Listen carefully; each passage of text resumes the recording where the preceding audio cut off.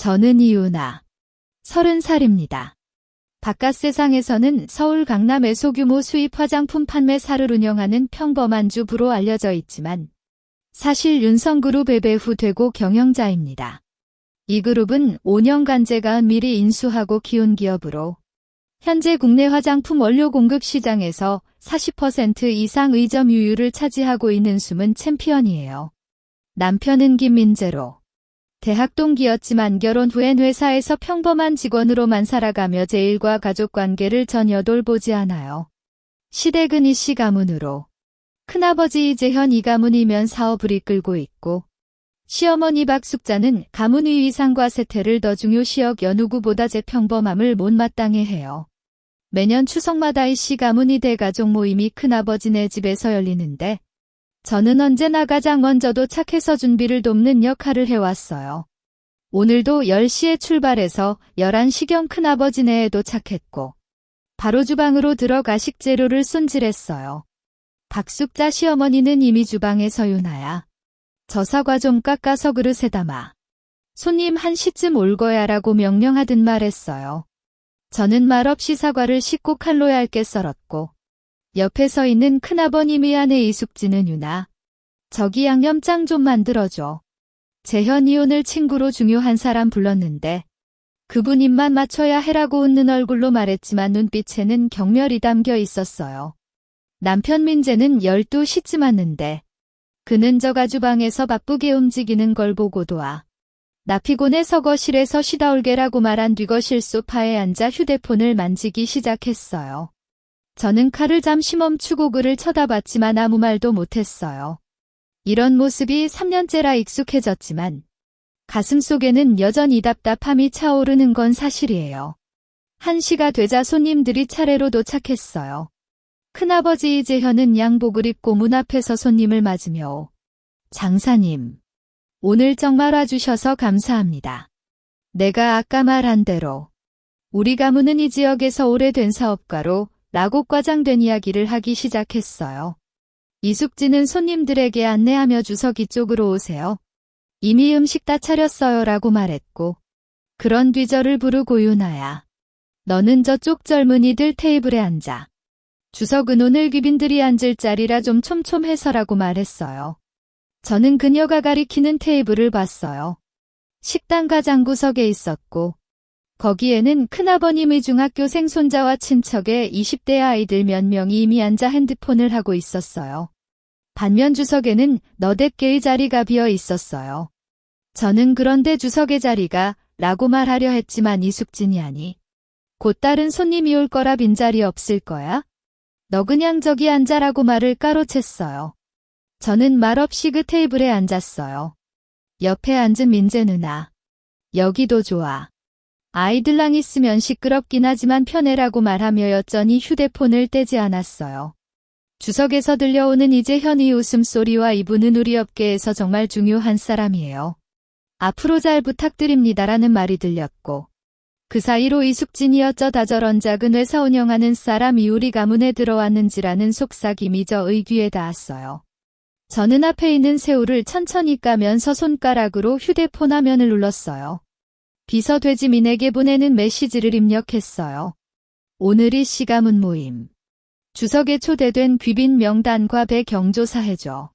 가능하면 10분 안에. 휴대폰 화면을 잠그고 저는 다시 앞의 새우를 집었어요. 손끝이 살짝 떨리지는 않았어요.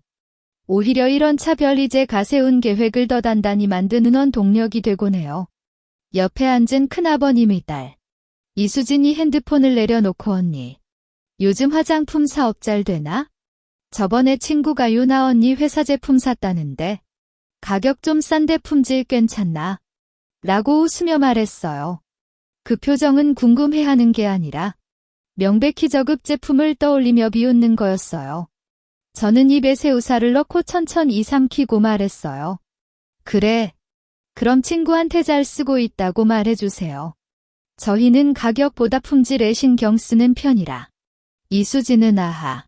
그래요. 그래도 큰 회사 제품이랑은 차이 있겠죠?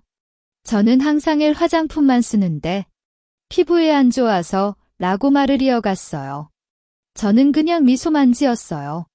그녀가 쓰는 엘 화장품의 원료 공급을 70% 담당하는 게 바로 제가 운영하는 윤성그룹 계열의 자회사라는 사실. 아직은 모르는 게 좋아요. 민재는 이수진의 말을 듣고 그래. 유나야. 다음엔 좀 더 좋은 제품 사오지? 우리 가족도 꼭 저런 작은 사업만 할 건 아니잖아라고 말했어요. 저는 그를 쳐다봤어요. 그의 눈은 여전히 휴대폰 화면에 박혀 있었고 말투는 평온해 보이지만 속으로는 제 평범함을 못마땅히 하는 건 알았어요. 그래. 나중에 생각해봐라고 그냥 대답했어요. 이제 그의 말은 제 마음에 거의 닿지 않아요. 문서약 8분 뒤 휴대폰이 살짝 진동했어요. 최지민의 메시지였다. 화면을 살짝 들여다보니 주석에 초대된 귀빈 명단이 3명 적혀 있었어요. 첫 번째는 장기호. K화장품 원료사업부 최고 경영자, 바로 윤성그룹과 작년부터 주요 협력 관계를 맺고 있는 회사의 이사장이에요. 두 번째는 박정호. 지역상업회부 회장 큰아버지가 끼고 싶어하는 관계자였고, 세 번째는 김하은. 엘화장품 마케팅 팀장 기수진이 자랑하는 제품의 직원이었어요. 저는 입술을 살짝 올렸어요. 정말 생각보다 좋은 인물들이 모였네. 특히 장기호 이사장은 지난달 윤성그룹에 추가 투자를 요청했었어요. 그의 회사는 연재 자금 사슬이 좀 긴장된 상황이라 제 손을 놓을 수 없었어요. 저는 최지민에게 다시 메시지를 보냈어요. 장기호 이사장을 인식하고 있어?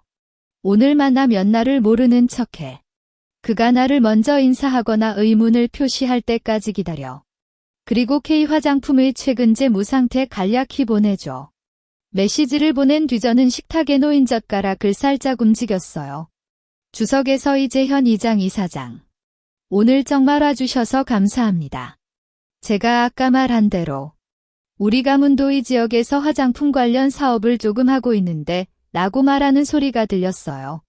그럼에도 불구하고 장기호 이사장의 목소리는 들리지 않았어요. 아마 아직 입장하지 않았나 봐요. 이숙진이 주방에서 음식을 나르며 지나가다가 저를 보고 윤하야. 저기 물 좀 채워와. 아이들 물 마시겠다고 해라고 명령했어요. 저는 네. 할머니라고 대답하고 일어섰어요. 길을 가면서 거실에 걸린 이씨 가문 의족보를 쳐다봤어요. 큰아버지와 시어머니의 사진이 가장 크게 걸려 있고 민재와 저의 사진은 가장 작게 구석에 숨어 있었어요. 저는 그 사진을 보며 속으로 냉소했어요. 이족보의 순서. 금방 바꿀 거예요. 물을 채우고 돌아오는 길에 휴대폰이 또 진동했어요. 최지민의 추가 메시지였다. K화장품. 지난 분기 매출 하락 15%. 대출이자 상환기 한이 다음 달. 윤성그룹의 추가 투자가 없으면 자금 사슬 끊어질 가능성 80%. 저는 이 내용을 읽고 미소를 지었어요. 장기호 이사장.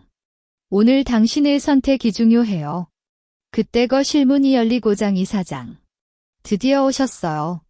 라고 이재현이 기뻐하는 목소리가 큰 소리로 들려왔어요. 저는 물병을 안고 천천히 제자리로 돌아갔어요. 모든 준비는 끝났어요. 이제는 그들이 저를 알아보는 시간이 왔어요. 거실 문이 열리자 모든 이의 시선이 그쪽으로 향했어요. 장기호 이사장이 검은 색 정장을 차려입고 들어왔어요. 그는 약 50대 중반의 나이로 등이 쫑긋 서고 눈빛이 날카로워 보였지만 입술에는 익숙한 사업가적 미소가 떠 있었어요. 이재현이 빨리 다가가 장 이사장. 오늘 정말 바쁘신데 와주셔서 정말 감사합니다. 저쪽 주석으로 모시겠습니다라고 말하며 그를 주석 방향으로 안내했어요. 이숙진과 시어머니 박숙자도 빨리 일어나 장 이사장. 오래간만에 뵙네요. 오늘 음식 맛있게 드세요라고 인사를 쏟아냈어요. 주석에 앉아있던 다른 친척들도 여러 명이 일어나 손을 내밀었고 겉으로는 귀빈을 맞는 듯하지만 속으로는 장기호의 관계를 이용하고 싶어하는 마음이 드러났어요. 이수진은 심지어 장 이사장. 저는 엘화장품에서 일하는 이수진인데요. 앞으로 우리 제품도 잘 부탁드립니다라고 말하며 자신을 추천했어요. 장기호는 그들 각각의 인사에 살짝 끄덕이며 고마워요. 모두들. 오늘 이사장이 초대해 와서 좋은 시간 보낼 것 같네요 라고 겸손하게 대답했어요. 그런데 그가 주석으로 가는 길. 우리 이쪽 젊은이 테이블 앞을 지나갈 때 갑자기 발을 멈췄어요. 그의 시선이 저에게 향했어요. 처음에는 그냥 지나가는 사람을 살짝 쳐다보는 듯 했지만 금방 뒤로 눈이 커지고 입술이 살짝 떨어졌어요. 그의 표정이 급격히 변했어요. 익숙한 미소가 사라지고 놀라움과 긴장이 뒤섞인 표정으로 저를 쳐다보았어요. 이재현 이장 기호가 갑자기 멈춘 걸 보고 의아해하며 장 이사장. 무슨 일이에요? 혹시 어디가 불편하세요? 라고 물었어요. 이숙진도 그래요 장 이사장. 앉아서 쉬세요. 저는 차 좀 가져올게요 라고 말하며 움직이려 했지만 장기호는 그들에게 아무 말도 하지 않았어요. 그는 천천히 우리 테이블 쪽으로 걸어왔어요. 발걸음이 처음에는 느렸지만 갈수록 빨라졌어요. 주변 이 친척들도 이런 상황을 보고 의아해하며 서로 눈치를 보았어요. 이수진은 장 이사장. 혹시 저희랑 아는 사람 있으세요? 라고 말했지만 장기호는 그녀의 말을 무시했어요. 저는 여전히 앞이밥을 살짝 저으며 표정을 바꾸지 않았어요. 하지만 손가락은 휴대폰 주머니에 살짝 넣어둔 시계를 만지고 있었어요. 그 시계는 제가 윤성그룹을 세우는 초기 첫 번째 큰 계약을 맺었을 때 사온 것이에요. 지난달 장기호와 계약서 명식에서도 이 시계를 끼고 있었기 때문에 그는 이 시계를 보고 저를 알아본 게 틀림없어요. 민재가 이런 긴장감을 느끼고 뭐야? 이 사람 왜 이러는 거야? 라고 속으로 중얼거렸어요.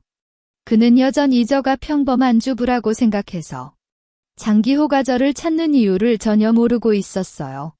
장기호가 마침내 저 앞에 섰어요. 그의 입술을 떼며 무슨 말을 할지 기다렸을 때 그는 갑자기 몸을 숙였어요. 90도 각도로 깊게 절한 거예요. 주변 모든 사람이 이 장면을 보고 입을 벌렸어요. 이재현은 장 이사장. 무슨 일이세요? 라고 놀란 목소리로 외쳤고 박숙자는 손에 들고 있던 접시를 떨어뜨렸어요. 접시가 바닥에 깨지는 소리가 식당 전체에 울렸어요. 장기호는 절한 자세로 허리를 굽힌 채 말했어요. 그의 목소리는 예전의 여유로움이 사라지고 긴장으로 살짝 떨렸어요. 이유나 회장님. 어떻게 여기 계세요? 저는 오늘 이사장님이 이 자리에 계실 줄 정말 몰랐어요. 이렇게 무례하게 대접하다니 정말 죄송합니다. 회장님이라는 단어가 나온 순간 식당은 온통 죽은 듯한 침묵이 흘렀어요. 이재현의 입은 아직 벌어진 채로 움직이지 못했고 이숙진은 얼굴이 하얗게 변하며 뒤로 살짝 물러났어요.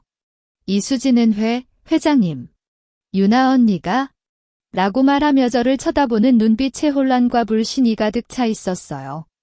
민재는 마침내 휴대폰을 떼고 저를 쳐다봤어요. 그의 눈은 커졌고 입술을 여러 번 떼고 닫았지만 아무 말도 할 수 없었어요.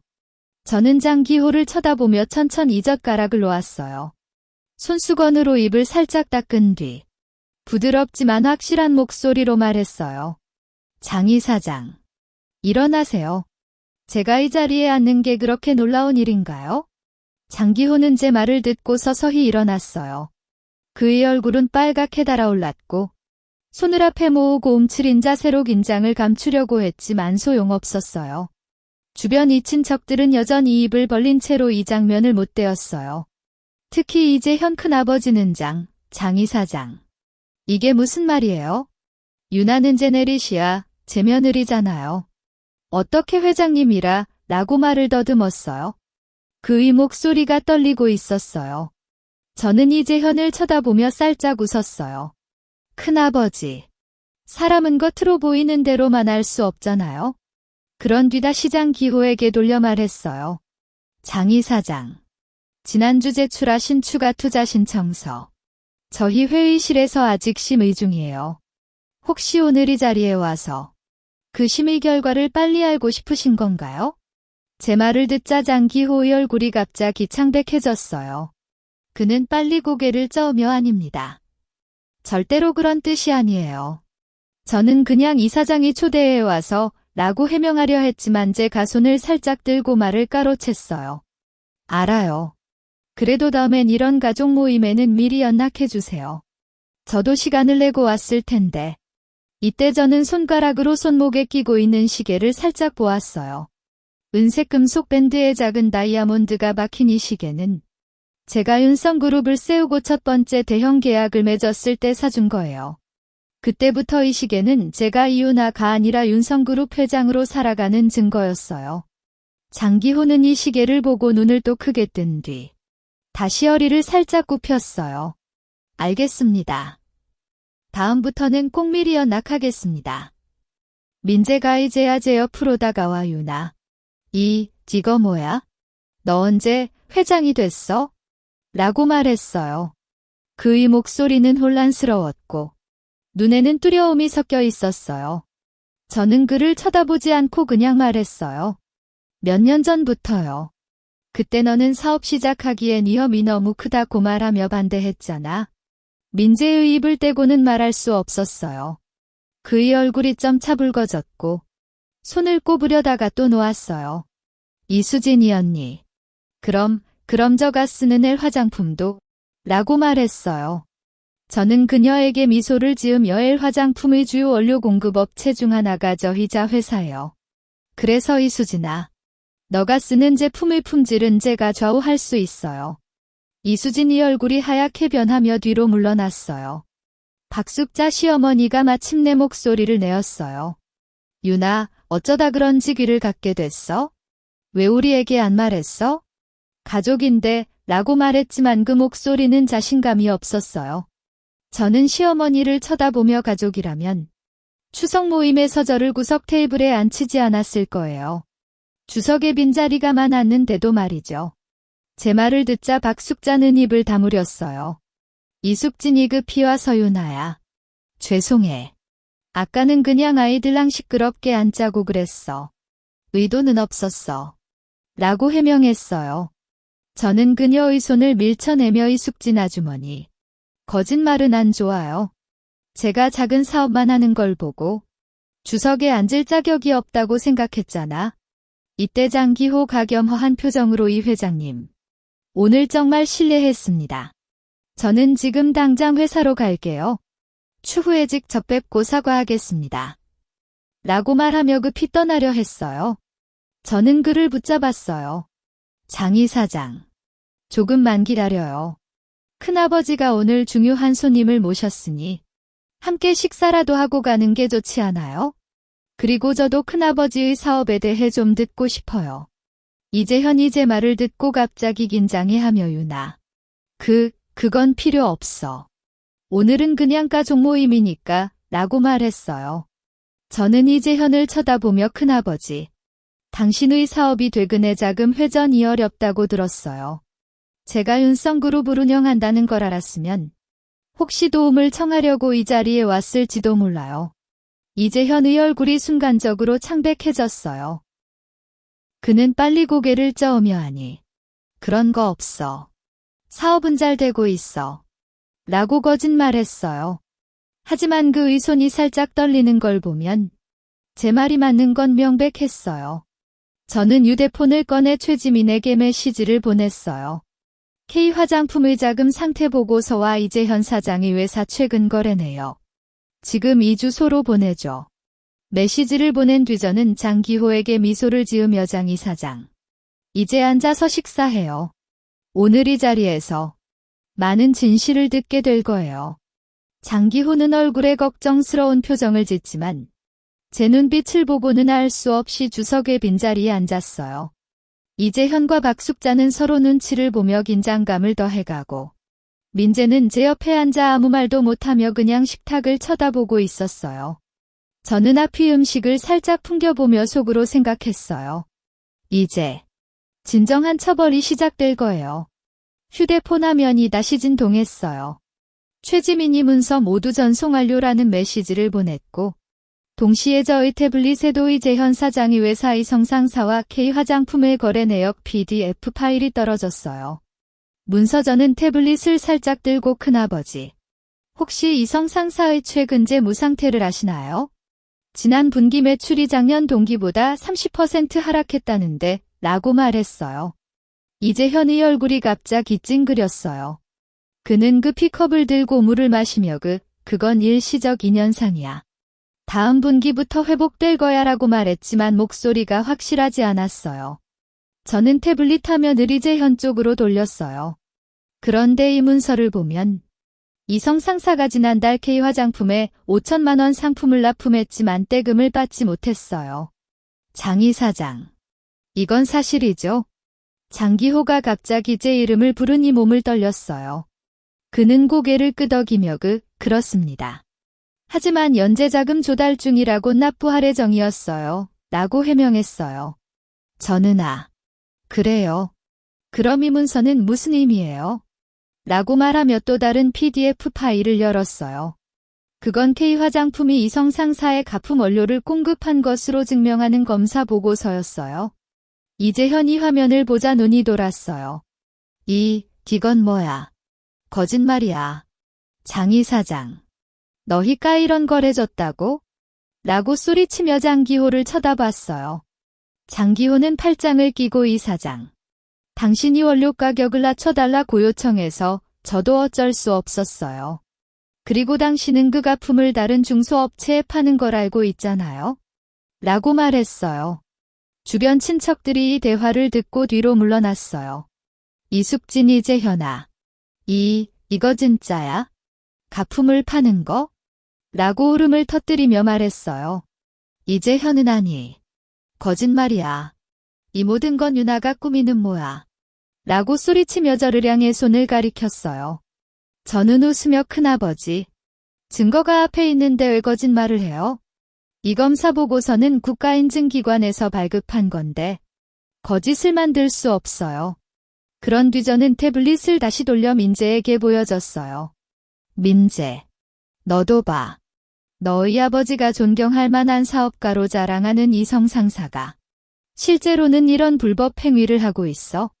민재는 화면을 쳐다보며 입을 벌렸어요. 그는 아버지, 이거 정말 라고 말했지만 이재현은 입 다물어. 너도 이 녀석과 같이 나를 배신하냐? 라고 소리쳤어요. 박숙자는 이제야 재현아. 정말로 그랬어? 그럼 우리 집은? 라고 말하며 눈물을 글썽였어요. 저는 시어머니를 쳐다보며 시어머니. 이성 상사는 지금 2억 원 이상의 대출이 미납되어 있고 가품 판매로 인해 소비자로부터 민사소송까지 접수된 상태예요. 장기호 이사장이 K 화장품도 이와 관련되어 조사를 받을 거예요. 장기호가 제 말을 듣고 급히 일어났어요.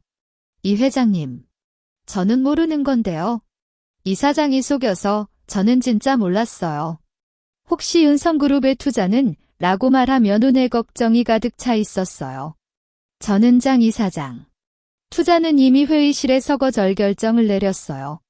그리고 K 화장품이 이성 상사와 한 불법 거래로 저희는 계약을 즉시 해지하겠다고 통지할 거예요. 아니요. 이 회장님. 제발 좀 생각해 주세요. 저희 회사 가망하면 안 돼요. 라고 장기호가 무릎을 꿇었어요. 주변 친척들은 이 장면을 보고 더욱 뒤로 물러났어요. 이재현은 장기호. 너도 나를 배신하냐? 라고 소리치지만 장기호는 그의 말을 전혀 듣지 않았어요. 저는 손목에 있는 시계를 다시 보았어요. 오후 3시였어요. 시간이 좀 됐어요. 저는 이제 갈게요. 라고 말하며 일어났어요. 민재가 유나. 너 어디가? 이거 아직 끝나지 않았잖아. 라고 붙잡았어요. 저는 그의 손을 떼며 민재. 우리 사이는 이미 끝났어. 내일 변호사를 통해 이혼 청구서를 보낼 거예요. 이혼. 너 정말 미쳤어. 너 없으면 나 어떻게 살아? 라고 민재가 소리쳤어요. 저는 지금까지 제게 한 것처럼 혼자 살면 돼요. 라고 말하며 그를 쳐다보지 않았어요. 문서의 숙진 이유나야. 죄송해. 우리 잘못했어. 앞으로는 절대로 그런 짓 안 할게. 제발 이재현을 도와줘. 라고 무릎을 꿇었어요. 박숙자 도유나. 가족이잖아. 제발 좀 라고 눈물을 흘렸어요. 저는 그들에게 가족? 제가 구석 테이블에 앉았을 때 가족이라고 생각했어요. 이제는 늦었어요. 저는 태블릿을 가방에 넣고 문으로 향했어요. 뒤에서 이재현의 소리와 장기호의 빌걸음 소리, 그리고 친척들의 속삭임 소리가 뒤섞여 들렸지만 저는 한 번도 돌아보지 않았어요. 문을 열고 밖으로 나갔을 때 최지민이 기다리던 차가 앞에 있었어요. 회장님, 다음 일정은 4시에 법무팀과의 미팅이 있습니다. 라고 그녀가 말했어요. 저는 알았어. 출발해. 라고 말하며 차 안으로 들어갔어요. 차가 움직이면서 이씨 가족의 집이 뒤로 사라졌어요. 저는 창밖을 보며 속으로 생각했어요. 이것은 단지 시작일 뿐이에요. 이재현과 민재가 가져야 할 건 이보다 훨씬 많아요. 차 안은 평온했어요. 창밖으로 서울의 중심가가 빠르게 지나가고 저는 손목에 끼운 시계를 살짝 만졌어요. 금속 표면이 차갑게 느껴졌고 이 시계를 보면 지난 5년간 혼자 견뎌온 밤들의 기억이 떠올랐어요. 그때 최지민이 회장님, 법무팀이 이미 회의실에서 기다리고 있습니다. 이혼 관련 서류와 이성 상사의 불법 행위 증거 파일을 모두 준비했어요 라고 말했어요. 저는 끄덕이며 좋아. 들어간 후 바로 시작하자. 윤성그룹 본사는 강남 삼성동에 있는 고층 빌딩 30층부터 차지하고 있어요. 엘리베이터를 타고 35층 회의실로 갔을 때 법무팀장 김종민이 앞에서 맞아졌어요. 회장님, 오늘 아침 제출받은 이성 상사의 거래 내역과 K화장품의 가품 검사 보고서를 분석했습니다. 이재현 사장의 행위는 상품불량책임법 위반과 사기 혐의가 명확해요. 추가로 이성 상사가 미납한 대출 관련 증거도 은행에서 받아왔어요. 회의실 테이블 위에는 두꺼운 파일들이 쌓여 있었어요. 저는 의자에 앉아 이혼 관련은 어떻게 돼? 라고 물었어요. 김 팀장은 김민재 씨와의 재산 관계를 확인했습니다. 결혼 당시 그가 가져온 자산은 거의 없고 지난 3년간 주거비와 생활비는 모두 회장님의 개인 자금으로 충당했어요. 따라서 이혼 시 재산 분할 없이 빈손으로 나가기를 주장할 수 있는 법적 근거가 충분합니다. 이미 이혼 청구서와 관련 증거를 준비했고 내일 김민재 씨에게 전달할 예정이에요. 저는 파일 중 하나를 펼쳤어요. 그 안에는 김민재가 매달 저의 카드로 게임 아이템을 구매한 내역, 그리고 친구들과 외박을 다녀온 비용 증명서가 있었어요. 이걸로 충분해. 라고 말하며 파일을 닫았어요. 그때 저의 휴대폰이 울렸어요. 발신자 아이디를 보니 이재현 큰아버지였어요. 저는 스피커폰으로 연결했어요. 윤아, 제발 좀 들어줘. 아까는 내가 잘못했어. 이성 상사가 망하면 우리 가족도 다 망해. 너 좀 도와줘. 제발. 이재현의 목소리는 울먹이며 완전히 처음의 위험이 사라졌어요. 문서전은 차분히 말했어요. 큰아버지. 법적인 절차는 이미 시작됐어요. 지금 당신이 해야 할 건 피해를 본 소비자들에게 사과하고 배상하는 거예요. 저는 더 이상 할 말이 없어. 아니, 윤아. 너 이렇게 할 순 없어. 너도 이씨 가족이잖아. 라고 소리치는 이재현의 목소리가 회의실에 울렸어요. 저는 이씨 가족이 아니에요. 오늘부터. 라고 말하며 통화를 끊었어요. 바로 뒤에 김민재의 문자가 왔어요. 윤아, 미안해. 나 앞으로 잘할게. 이혼 말하지 말자. 제발.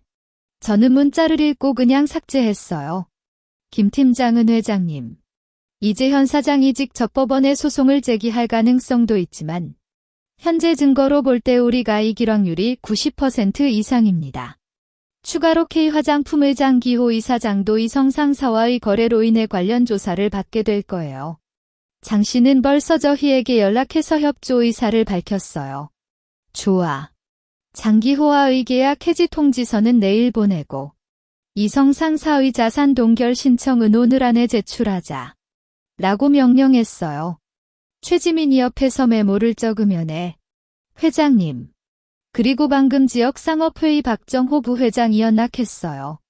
이재현 사장과의 관계를 끊겠다고 말하며 앞으로 윤성그룹과의 협력 관계를 원한다는 의사를 밝혔어요. 저는 웃었어요. 세상 사람들은 정말 현실적이구나. 박 부회장에게는 다음 주에 만나기로 하고 협력관계건은 마케팅 팀과 논의하게 해. 라고 말했어요. 그때 회의 실문이 살짝 열렸어요. 보안팀장이 들어와 회장님.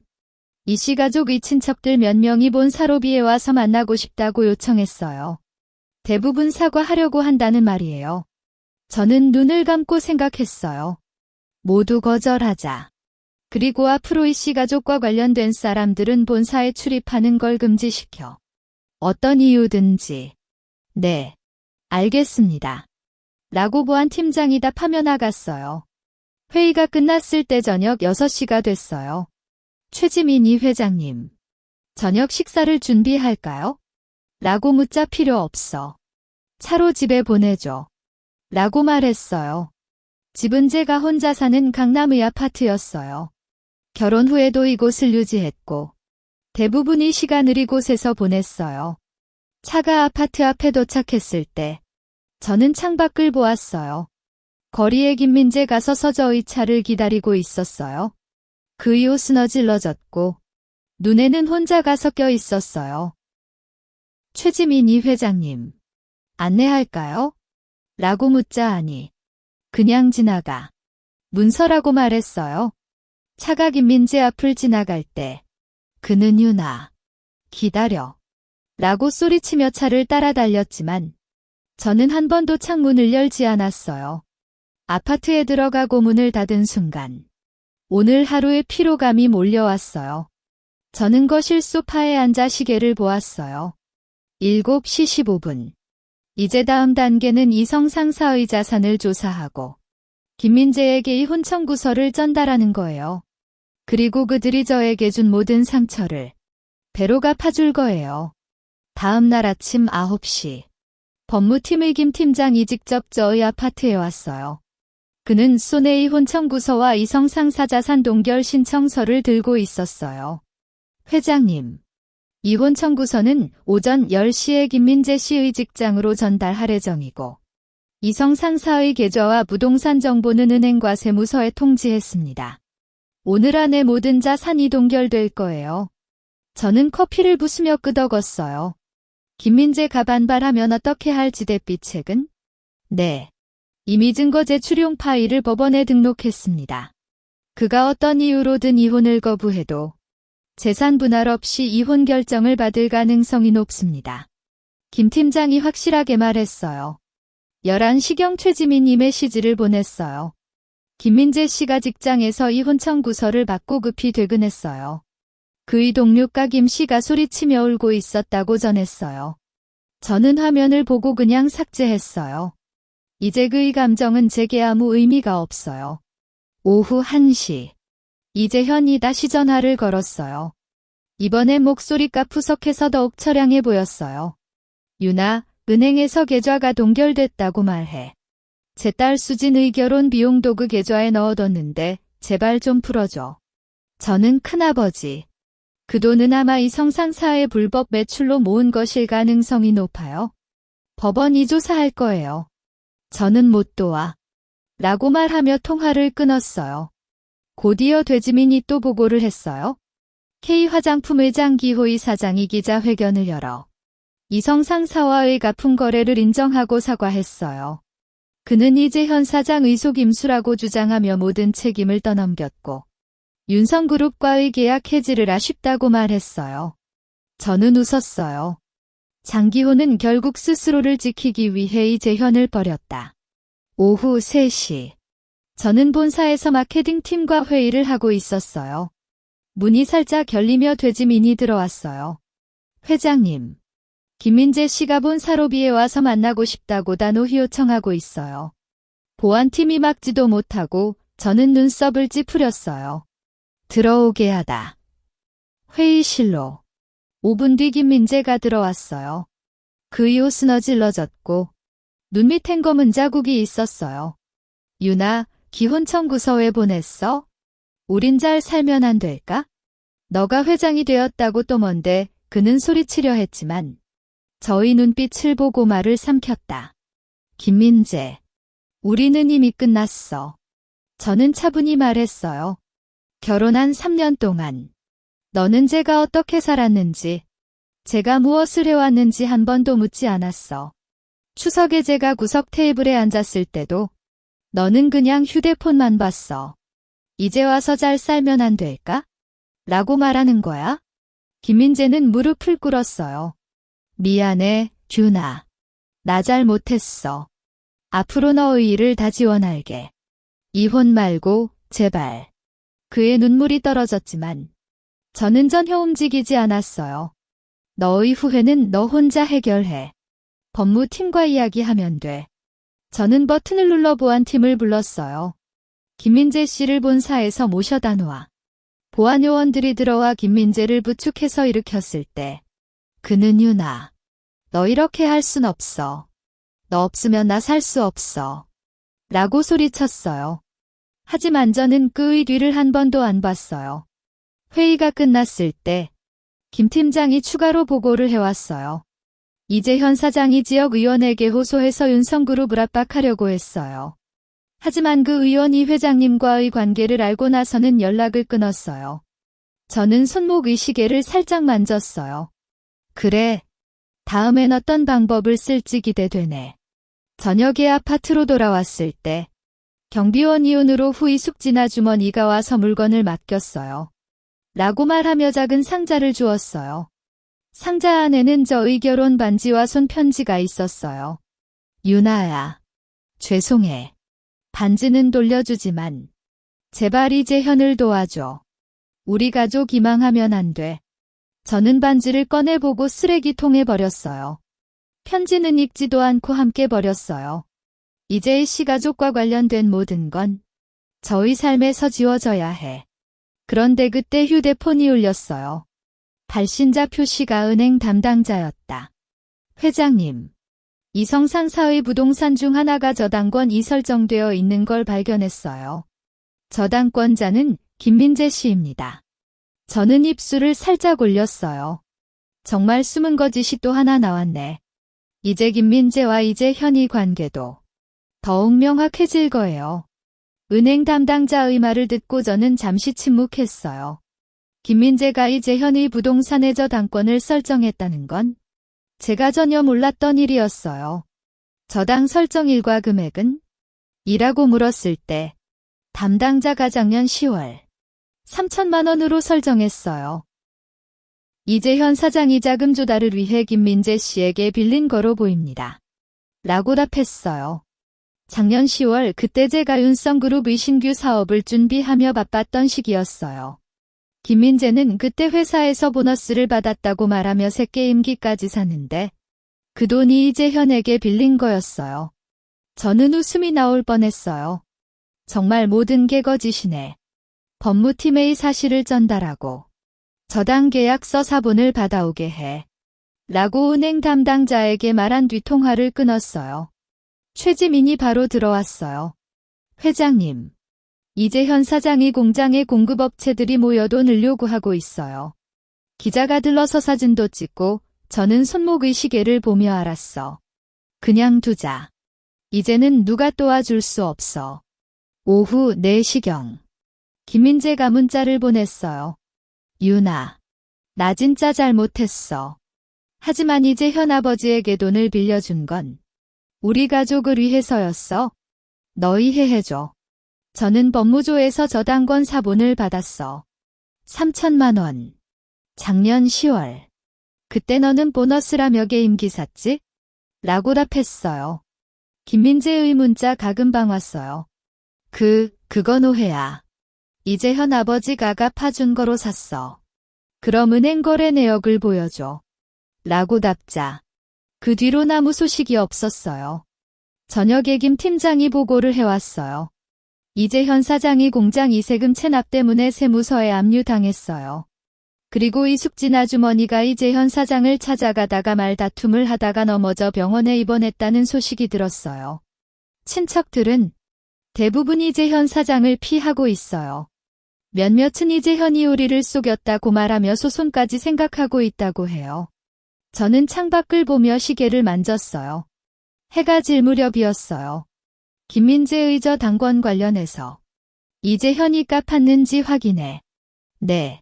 확인해보니 아직 한 푼도 갚지 않았어요.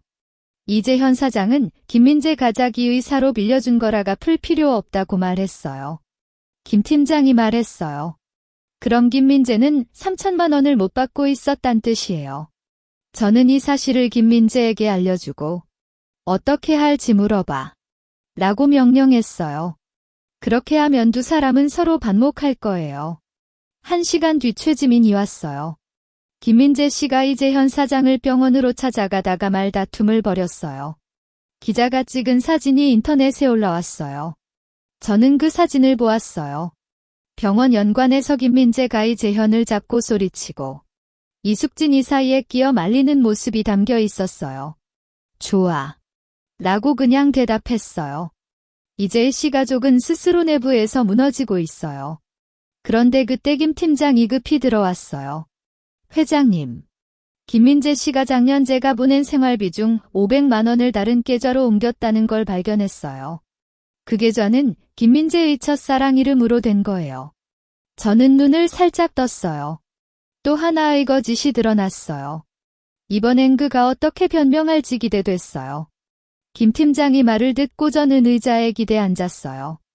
500만 원은 많지 않지만 그 돈이 첫사랑에게 갔단 점이 재미있었어요. 결혼 기간 동안 우리 결혼 후엔 전부 지웠어라고 말했던 그의 거짓말이 이제 막상 드러난 거니까 계좌 거래 내역과 그 여자의 정보를 모두 모아 이혼 재판의 증거로 쓰자. 라고 차분히 명령했어요. 김 팀장이 나간 뒤 최지민이 이재현 사장이 공장 이혼을 경매에 나갔어요. 문서 대종 낙찰가는 시장가의 60%밖에 안 됐어요. 세무서에서 미납세금으로 선적으로 받아가니 이재현 사장은 거의 빈손이 되었어요. 라고 보고했어요. 저는 손목의 시계를 살짝 돌리며 그래? 알았어. 라고 대답했어요. 이 정도는 아직 제 가준벌의 시작에 불과해요. 오후 2시. 김민재가 급히 전화를 걸었어요. 그의 목소리는 완전히 붕괴된 상태였어요. 유나. 계좌거래 내역 말하는 거, 그건 오해야. 그 여자는 단지 친구고 돈은 빌려준 거야. 저는 스피커폰을 켠 채 빌려줬다면 갚은 기록이 있나? 김 팀장이 지난 6개월간 거래 내역을 다 봤는데 한 푼도 갚지 않았어. 라고 말했어요. 그는 잠시 침묵했다가 그럼 나중에 갚을 거야. 너 왜 이런 걸 잡고 놓지 않아? 우리는 아직 부부잖아. 라고 소리쳤어요. 저는 웃었어요. 부부. 너가 그 여자에게 나중에 너랑 같이 살고 싶어라고 문자 쓴 거도 잊었어? 김 팀장이 모은 정보 속에 그의 카톡 기록까지 있었어요. 아니, 너 어떻게 그걸? 김민재의 목소리가 떨렸어요. 저는 이제 와서 놀랄 거 아니잖아. 너가 한 모든 거 다 기록되어 있어? 라고 말하며 통화를 끊었어요. 바로 그때 김 팀장이 이혼 재판 준비 퍼일을 들고 들어왔어요. 회장님. 이재현 사장의 저당권 문제와 김민재 씨의 금전 이전 증거를 모두 추가했어요. 법원은 다음 주에 첫 재판을 열 예정이에요. 좋아. 그때는 법무팀만 출석해. 저는 안 갈게. 라고 말했어요. 이제 그들과 마주할 필요도 없어요. 저녁에 경비원 이박숙자 할머니가 아파트 앞에 와서 기다리고 있어요. 라고 말했어요. 저는 창밖을 살짝 보았어요. 시어머니는 추운 날씨에도 얇은 옷을 입고 서 있었어요. 들어오라고 하세요? 라고 말했지만 10분 뒤 시어머니는 혼자 울며 나갔어요. 유나. 죄송해, 민재가 잘못했어. 하지만 제발 이혼은 좀 이라고 말했지만 저는 시어머니, 당신이 저를 구석 테이블에 앉혔을 때 이 말 안 했잖아. 라고 말했을 땐 그녀는 더 이상 말하지 못했어요. 다음 날 아침 최지민이 이숙진 아주머니가 병원에서 퇴원했어요. 이재현 사장이 병원비도 못 내서 친척들에게 빌려도 못 받았어요. 라고 말했어요. 그리고 김민재 씨의 첫사랑이 그에게 연락해서 돈만 갚으면 만나지 않겠다고 말했어요. 김민재 씨가 그걸 듣고 술집에서 싸웠다가 경찰에 잡혔어요. 저는 신문 기사를 보았어요. 김민재가 술에 취해 타인을 때리는 모습이 찍혀 있었어요. 그래, 알았어. 라고 그냥 대답했어요. 이제 그의 모든 건 붕괴되었어요.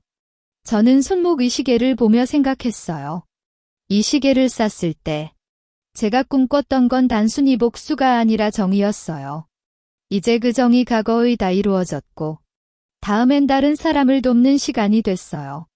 그때 김 팀장이 회장님, 다음 주의 혼재판에서 김민재 씨가 맨몸으로 나갈 가능성이 99%입니다. 문서 그리고 이재현 사장은 불법 거래로 인해 형사처벌을 받을 거예요. 라고 말했어요. 저는 끄덕이며 좋아. 그럼 이제 새로운 일을 시작하자. 라고 말했어요. 창밖으로 해가 떠오르고 있었어요. 이씨 가족과의 지난 날은 이제 끝이고 저희 새로운 삶이 시작되는 거였어요. 이 혼재판이 열린 날, 저는 윤성그룹 본사에서 신규 사업계획 회의를 하고 있었어요. 법무팀의 실시간 보고를 받으며 결정을 내렸고 김민재의 결과는 예상대로였어요. 회장님, 법원이 이혼을 승인했고 김민재 씨는 재산 분할 없이 결정을 받았어요. 그는 재산 분할을 요구했지만 증거로 인해 모두 거부당했습니다. 김 팀장의 목소리가 통화 상대방에서 들렸어요. 저는 회의 자료를 넘기며 알았어. 나중에 판결 문사본만 보내줘. 라고 말했어요. 김민재가 어떤 표정으로 판결을 받았는지 궁금하지도 않았어요. 그가 저에게 준 상처는 이미 지났고 이제 그와 관련된 모든 건 저의 삶에서 완전히 사라졌어요. 같은 날 오후, 이재현에 대한 법적 판결도 나왔어요. 이재현 사장은 가품 판매와 사기 혐의로 2년 징역과 5천만 원 벌금을 선고받았어요. 그는 항소할지 모르지만 현재 증거로 볼 때 항소성 공확률은 거의 없습니다. 최지민이 보고했어요. 저는 창밖을 보며 손목의 시계를 살짝 만졌어요. 이 시계를 쌌을 때 제가 꿈꿨던 건 단순히 개인의 복수가 아니라 잘못된 것에 대한 정의였어요. 이제 그 정의가 이루어진 거예요. 이후 한 달이 지났어요. 윤성그룹은 K화장품과의 계약을 해지한 뒤 새로운 협력사와의 관계를 확대하며 시장 점유율을 더 높였어요. 경제계에서는 이윤아 회장은 단순히 경영자라기보다 원칙을 지키는 리더라고 평가를 내렸고 많은 기업에서 협력 제안을 보내왔어요. 어느 날 경비원 이씨 가족 이 친척들이 본사로비에 와서 만나고 싶다고 해요. 과거를 용서해달라고 말하며 선물도 가져왔어요. 라고 말했어요. 저는 선물은 돌려주고 앞으로 이씨 가족 관련 인물은 본사 출입을 금지시켜 어떤 이유든지 라고 명령했어요. 과거의 차별과 거짓은 용서할 수 없고 이제 그들과는 절대로 만나지 않을 거예요. 그때 저는 새로운 계획을 세웠어요. 최지민, 윤시재단을 설립해 목표는 직장이나 가정에서 차별을 받는 여성들에게 법적 지원과 경제적 도움을 주는 거야. 저는 손목 이 시계를 보며 말했어요. 이 시계는 제가 어려웠을 때의 동료였고 이제 이름으로 다른 여성들에게 힘을 주고 싶었어요. 네, 회장님. 곧 준비하겠습니다. 최지민이 답했어요. 그 뒤로 몇 달 동안 재단은 많은 여성을 돕기 시작했어요. 한 여성이 이 재단 덕분에 부당한 해고를 받았지만 법으로 승소할 수 있었어요. 감사합니다. 라고 편지를 보냈을 때 저는 처음으로 복수 이상의 기쁨을 느꼈어요. 오늘 저는 윤성그룹의 연례총회를 사회를 보았어요. 회의 끝에 저는 앞으로도 윤성그룹을 통해 더 많은 사람에게 기회를 주고 정의로운 경영을 계속할 것입니다. 라고 말했을 때 청중석에서 큰 박수가 들렸어요. 총회가 끝난 뒤 저는 개인 사무실에서 창밖을 보았어요. 문서 서울의 밤 풍경이 아름답게 펼쳐져 있었어요. 손목의 시계가 딸깍하는 소리가 들렸고 저는 미소를 지었어요. 이 시계는 제가 굴욕을 받았던 추석부터 이제 새로운 시작까지 함께 해줬고 앞으로도 많은 여성들과 함께 빛을 만들어 갈 거예요. 이씨 가족과 김민재는 이제 저의 기억 속에서 희미해졌어요. 저는 더 이상 과거의 상처에 얽매이지 않고 자신의 길을 걷고 있어요. 그리고 이 길에는 더 많은 정의와 도움이 담겨 있을 거예요.